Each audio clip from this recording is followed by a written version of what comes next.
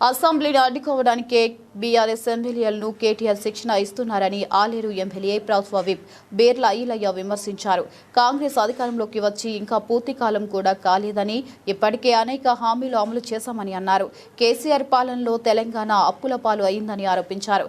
దళిత CM, దళిత బంధు, గిరిజనులకు భూమి వంటి హామీలను బీఆర్ఎస్ నెరవేర్చలేదని విమర్శించారు.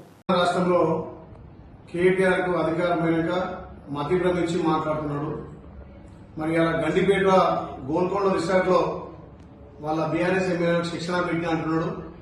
చాలా సంతోషం.